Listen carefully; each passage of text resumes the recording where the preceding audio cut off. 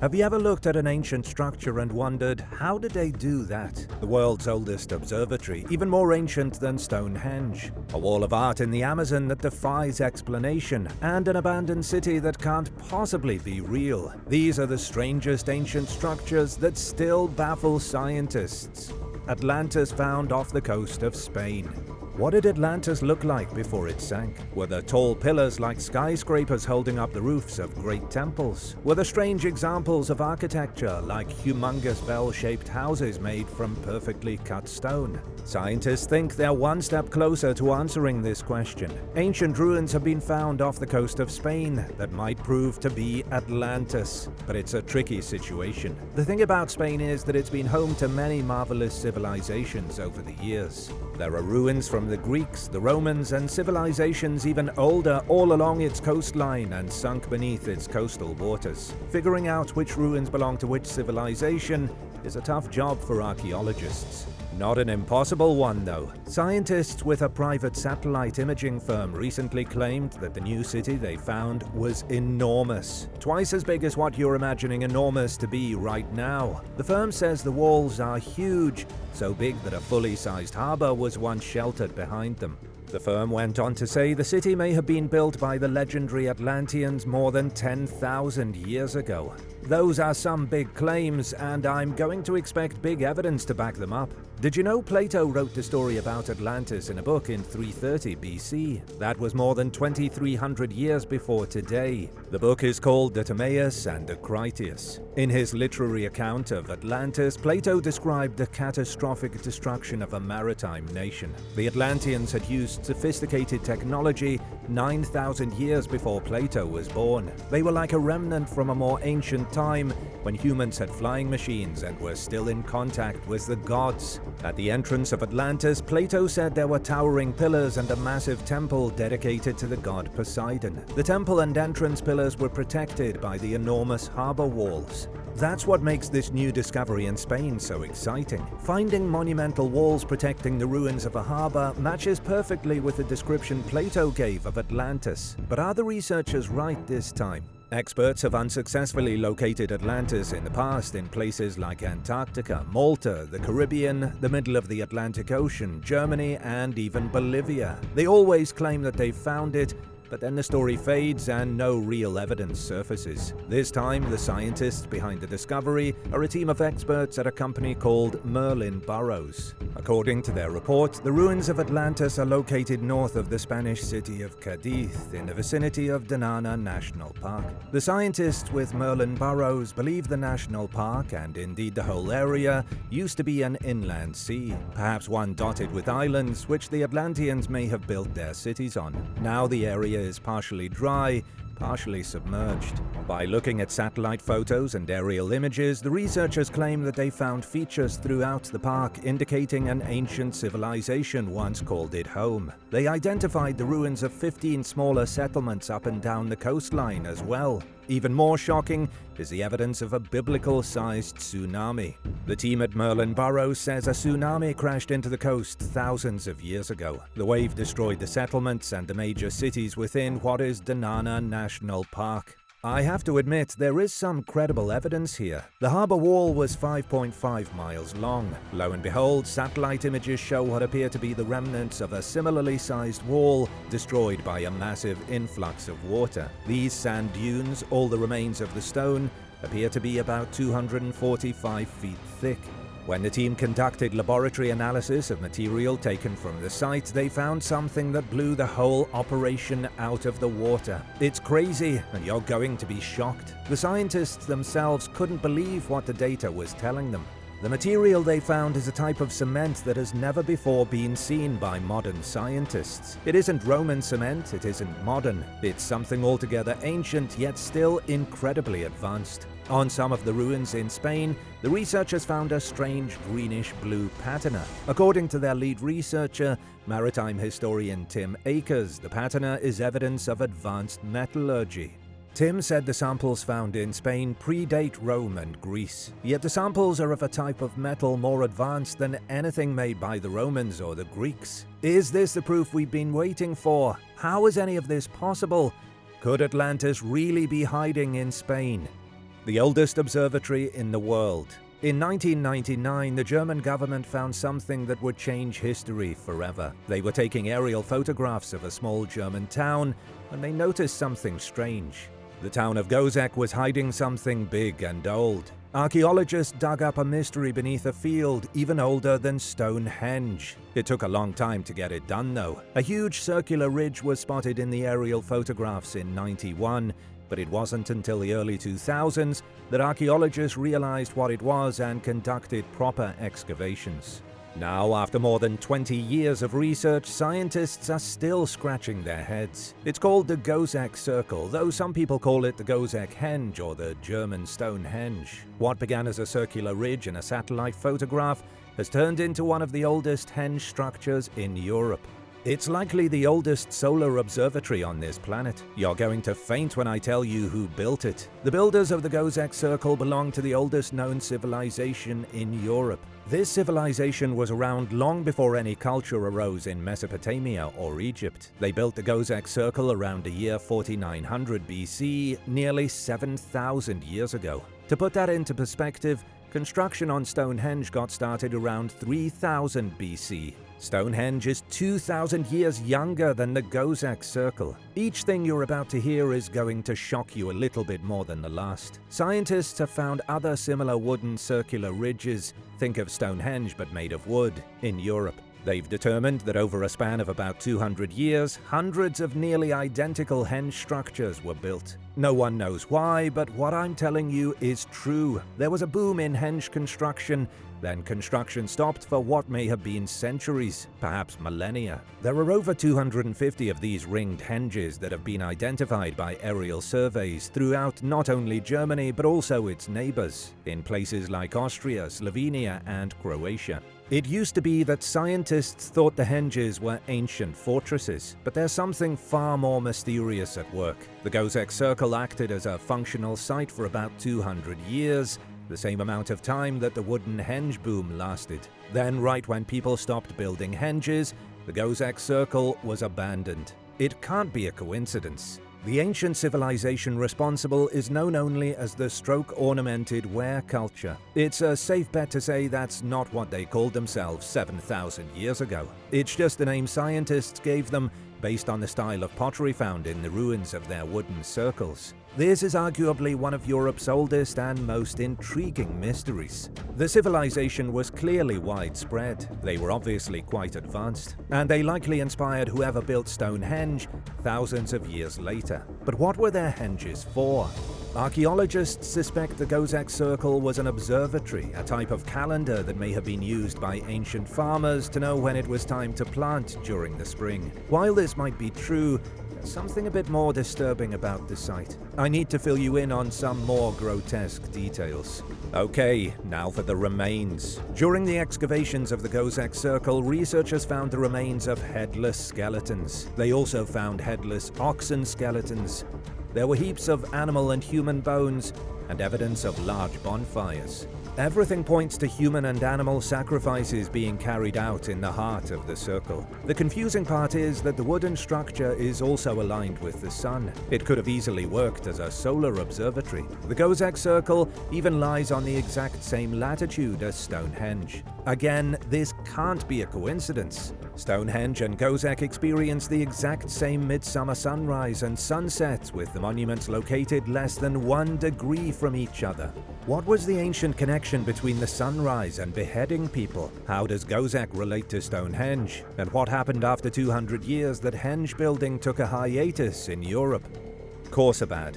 It goes by many names. Dur Sharukin, Khorsabad, or the Fortress of Sagen. No matter what you call it, the ancient ruin you and I are looking at today was once the capital of the Assyrian Empire. It's located near a small village in northern Iraq. Its brief but exciting history is confusing at the best of times. The builder of Khorsabad was none other than Sagen II, king of Assyria from 722 BC until his death fighting on the field of battle in 705 BC. What I find fascinating about about Sagen's rule is how much of it is documented in ancient letters. Sagen was such an avid builder of monuments that he was bringing wood, material, and craftsmen from foreign lands. He had to hire more workers from as far away as the coastal cities of Phoenicia in the Mediterranean. Remember, Assyria was in northern Iraq.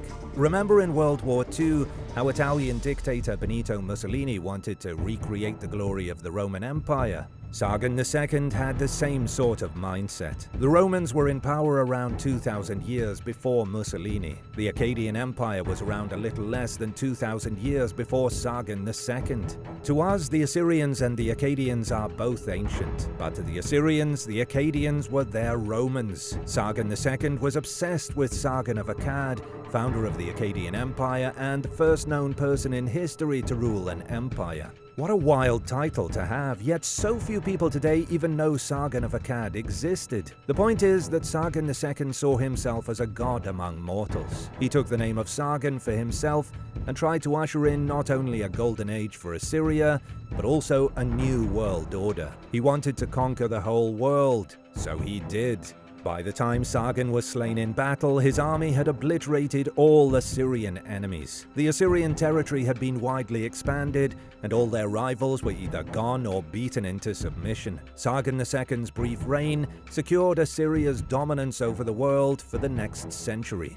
But what about Khorsabad? Let's get back to the city that this great emperor constructed. Archaeological evidence shows the city was built within a decade, from 716 to 706. Researchers think Sargon II was trying to build a new city that would rival every other on the globe. But he failed. The ruins are really bizarre in that they don't appear to be finished. Construction may have stopped immediately after the emperor died. When his son, King Sennacherib, took over the throne, he gave up on Khorsabad and the enormous ruins were abandoned. Some experts don't even think the city had been lived in. The site was excavated between 1928 and 1935. Archaeologists barely found anything to indicate habitation. They did find a fortress and a majestic palace fit for Zeus, king of the gods. The palace is equipped with a throne room that would make the wealthiest European royals blush, but no evidence of real life. Khorsabad may have been like one of those abandoned cities in China you always hear about, built to accommodate hundreds of thousands of people, but completely empty. And now I want to pause and give a big shout out to Passion Scorpio and Kevin Henning. Thanks so much for watching and supporting OE. If you're new here, be sure to subscribe and join the family. The Great Wall of the Amazon. Hidden deep within the Amazon rainforest, a secret story awaits discovery. Few people know it exists. Scientists call it the Great Wall of Amazonia, but it isn't the kind of structure we've been talking about today. It's a natural wall of stone with more than 75,000 ancient pictures on it. The pictures go back, wait for it, more than 20,000 years. The Great Wall of the Jungle can be found in the northwest part of Colombia's Amazon rainforest, in a region known as the Chiribiquete Plateau. The wall isn't just one wall. It's a series of huge cliffs, forested valleys, and rocky outcrops, hundreds of feet in the sky. It's a landscape unlike anything you can find elsewhere on the planet. It's totally unique, and so are its secrets. Since its original discovery, scientists have identified more than 60 rock shelters hidden along the base of what's essentially a jungle mountain. These rock shelters were likely used as houses for the ancient people who called this part of the forest home. All around the shelters are artwork that corresponds to the arrival of humanity in this part of the world. If scientists are correct, human beings arrived in the Colombian jungle 22,000 years ago during the Pleistocene era. When they arrived and unpacked, they started drawing pictures on the stone walls. This artwork was a way of immortalizing their journeys. They did an excellent job because the artwork still survives all these years later. Their ancient stories survive in strange images, scrawled onto a geological formation more than 1.5 billion years old. You would think that with more than 75,000 pictures to look at, scientists would be able to paint a clearer picture of what the story is. That's to say, scientists should have been able to figure out what the ancient humans were trying to say with their art, but they don't have the foggiest clue. The Great Wall of Amazonia remains one of the most mysterious sites in South America. The local indigenous communities who protect the park consider the wall of mythical importance. They call it the great home of the animals, yet they don't know what the images indicate either. Now for the big bombshell. There are similar places on the other side of the globe with similar artwork, like in France, where ancient artwork can be found in the caves of Altamira and Lascaux. Is there a connection between the ancient artists of Colombia and France? Great Zimbabwe. Great Zimbabwe is the majestic city of Africa that history forgot. For decades, the people of Zimbabwe were denied the truth. The ancient capital was almost scrubbed from the historical records. During the colonial era, the European imperialists didn't believe it was possible that a great civilization existed in Africa 1,000 years ago, so archaeologists largely ignored Great Zimbabwe. They treated it like an enigma, as if the ruins were made by an impossible race of beings from another world. Now that scientists are accepting that African kingdoms did exist, Great Zimbabwe is a destroyed ruin. Experts are struggling to figure out just how advanced the African nation truly was. It's a safe bet to say they were extremely advanced. Great Zimbabwe was a commercial center, a political entity, a religious site, and home to a royal family. It was built around the year 1100, put together from blocks of solid granite rock. In fact, it was built with such expert precision that the workers must have had prior experience constructing cities. You don't just build a city like Great Zimbabwe on your first try. The African masons were extremely skilled and apparently well practiced. They were so skilled that British colonists thought there must have been a mysterious civilization like Atlantis behind Great Zimbabwe's construction. Not only was this city built by skilled hands, but it was linked to cities in faraway places. Archaeologists have found evidence that the Zimbabweans were trading with China, India, and other civilizations in distant lands. How would this have been possible if the people of Great Zimbabwe were part of an isolated kingdom in the middle of nowhere? There was definitely contact between the ancient kingdoms of Africa and mighty empires in the Far East. Researchers have found coins, ceramics, and glassware from these foreign territories. But what happened to Great Zimbabwe? It's a question that has been haunting scientists for years. The city was abandoned around the year 1450. The ritual sites, the neighborhoods, the residential zones, everything was forsaken, and the city became a ghost town. More than 18,000 people fled. But to where and why? And who even built the city? The most popular belief among historians is that the indigenous Bantu people of Zimbabwe were responsible. They may have abandoned the city due to a population boom that proved impossible to feed. Still, there are no mass graves, no sign of war, and no evidence of any calamity that could have motivated such a mass exodus. What do you think happened in Great Zimbabwe? And what do you think is the possibility that even mightier African civilizations existed before this city was even built? Bowls of blood in ancient Egypt. Imagine a colossal obelisk bathed in golden sunlight, towering over a vast courtyard. This was the solar temple at Abu Ghorab, a breathtaking sight that has been lost to time. The solar temple at Abu Ghorab would have been an incredible sight to behold 4,400 years ago when it was built. It was a place of worship for the sun god Ra, and one of the most breathtaking monuments the Egyptians ever completed. These days, the solar temple is in ruins. Barely anything remains except for the alabaster altar and some broken walls. And not to forget the ancient basins that used to be filled with animal blood. The ruins can be found less than a mile north of Abu Sir, smack dab between the city of Giza and the necropolis of Saqqara. It's close enough to the pyramids that you could easily visit it on your next trip to Egypt. It was close enough in ancient times that people could have walked from one monument to the other. In its day, the solar temple was erected inside of a large courtyard that was protected by high walls. At the center of the courtyard stood a titanic obelisk. The obelisk was so massive that it cast a long, imposing shadow even on the brightest days. The obelisk could have been seen from the whole valley. It would have been like seeing the Eiffel Tower from anywhere in Paris, or the Colossus of Rhodes from anywhere in Rhodes. The obelisk stood on a base around 60 feet tall, with the obelisk itself being more than 120 feet tall.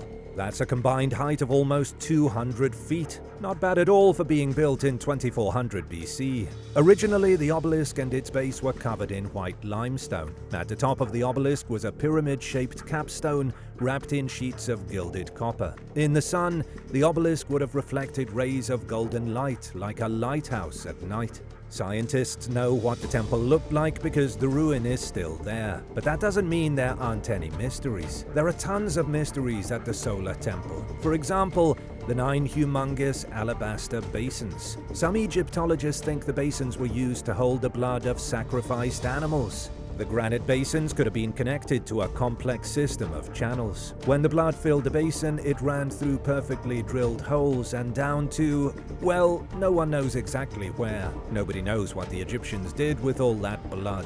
It's also unknown how they drilled such perfectly smooth holes, or how they even made the Solar Temple. The alabaster basins, as smooth as ivory, seemed almost too perfect to be human-made. The basins may not have been used for collecting blood at all. If you take a closer look at them, you'll notice that the basins have gear-like teeth along their circumference. They almost look like huge granite pieces of machinery. Which brings me to my final baffling point.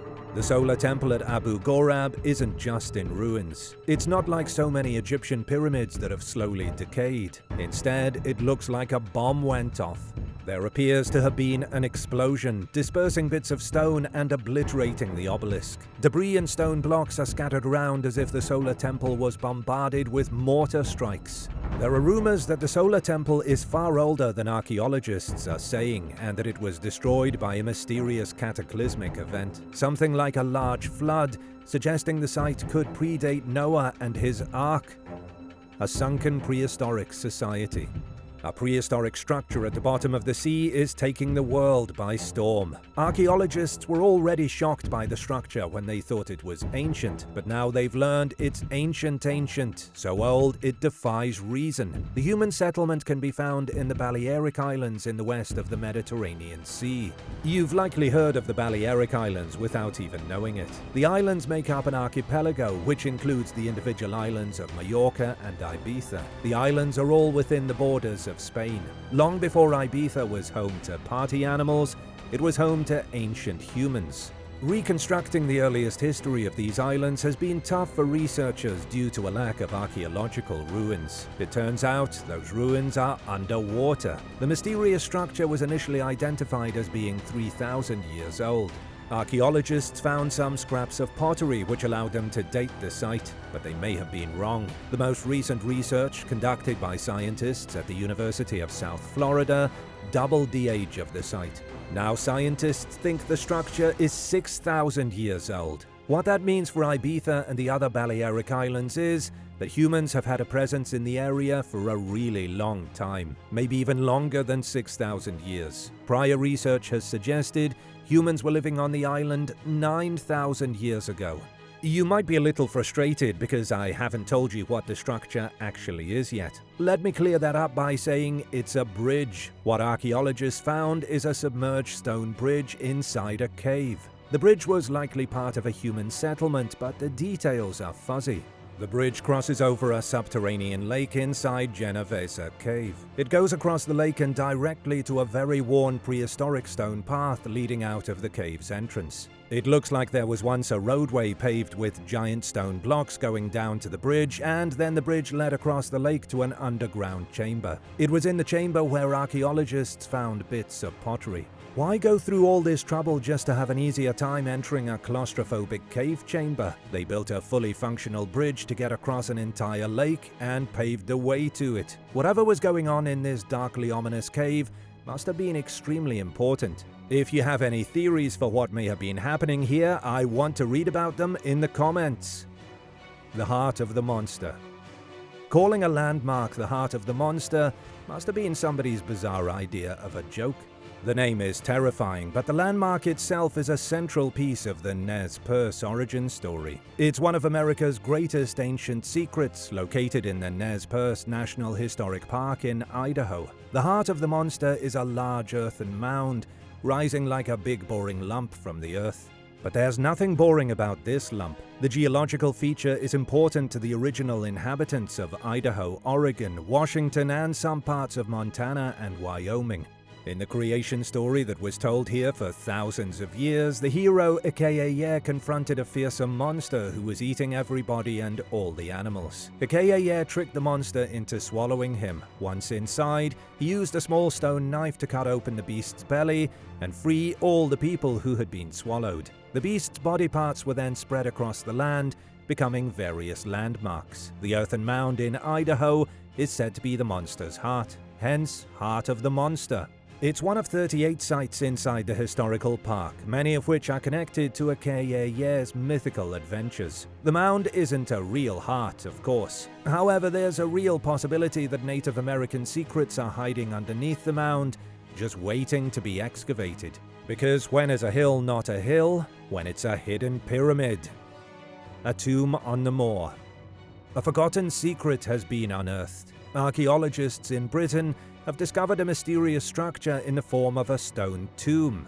They're saying the ancient tomb could lead to insights on what life was like 4,000 years ago in the Bronze Age. The tomb is surprisingly impressive. Archaeologists dug it out of a random moor in southwest England. The tomb chamber is hardly more than 3 feet long. It was covered in a trio of heavy granite stones and dates to 1800 BC. The research team only found the tomb because the burial chamber was eroding out of the moor, starting to form a small sinkhole.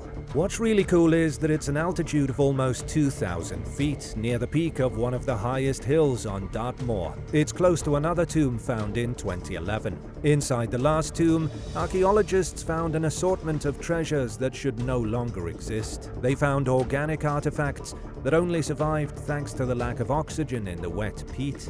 Artifacts like a preserved brown bear pelt, a necklace made of clay beads, and a handful of other textiles. There's still a lot of work to do with the new tomb to uncover its secrets. Archaeologist Lee Bray said it's twice the size of the one found in 2011, so who knows what it might reveal.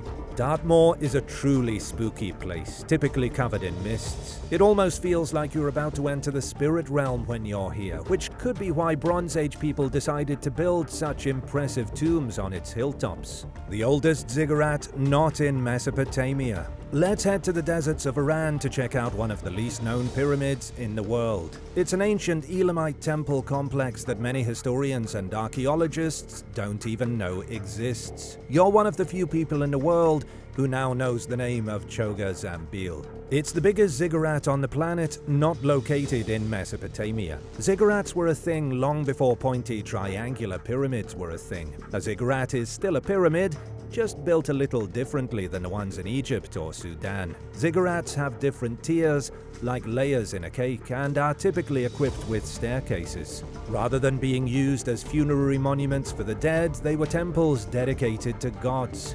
Choga Zambil was built in 1250 BC, around 600 years before Sagen II took the throne of the Assyrian Empire, as we discussed earlier. It was built in dedication to a pair of gods who are so obscure that no one even knows exactly what they were gods of: Inshushinak and Naparisha. Inshushinak was likely the Elamite version of Hades, lord of the underworld, or his role may have been more similar to Osiris in Egyptian myth, assisting the dead when they arrived in the underworld. Naparisha may have been a water god, but it's unclear. He's so old and hasn't been worshipped in so long that everyone's forgotten his role in Elamite legends. There were a lot more gods worshipped at Choga Zambil than just these two. Researchers believe that in an attempt to satisfy Elam's diverse population, they built an all-inclusive temple complex. There would have been shrines to all the Mesopotamian gods you can think of. It would be like if somebody today built an all-inclusive house of worship in the middle of New York City. A place where Christians, Buddhists, Muslims, Jews, Taoists, and all other religions could worship side by side. Here's the problem though. The temple complex was never used. The ziggurat was initially dedicated only to Inshushinak by King Untash Naparisha, but then he decided to consider all religious traditions and the diversity of the gods. The original ziggurat was torn down, and a much bigger one was built in its place, the one that still stands today. Then something weird happened. Archaeologists say Choga Zambil was never finished. When they conducted their investigation, modern Modern researchers found piles of mud bricks still stacked near the ziggurat for use in its construction. They left the construction material at the site. It's like the city of Sagen II all over again, partially built and then abandoned. The big difference is that Choga Zambil remained a site of pilgrimage until around 1000 BC. Even though it wasn't finished, people came from all over Elam to behold its glory. Then came the Assyrians. When King Ashurbanipal invaded Elam in 647 BC, he sacked the site for all it was worth. It was slowly lost to the Iranian sands and wasn't seen again until 1935. This is normally where I would end, but there's something that's bothering me. You can't truly appreciate the mystery and prestige of the ziggurat without knowing more about the Elamites. Just a few more facts to fill you up. Elam was a land in ancient Iran populated by a federation of tribes ruled by three major cities: Bawan, Shimashki, and Susa. The Elamites lasted all the way from 3200 until 539 BC. They had their own language, which by the way corresponds to no other known language. Elamite script has never been deciphered, ever, so their history remains behind an unpayable paywall. Some scholars think the Elamites weren't only more advanced than the Egyptians, but were more successful as a civilization than them. I mean, come on, the Elamites defeated the Sumerians. They were an empire for almost 3,000 consecutive years. According to the Bible, they all came from Elam, son of Shem, who was the son of Noah himself. What are your thoughts on the Elamites being more impressive than the Egyptians? Let me know in the comments, and don't be shy. Thanks so much for watching, and don't forget to subscribe for all the latest and greatest from the channel.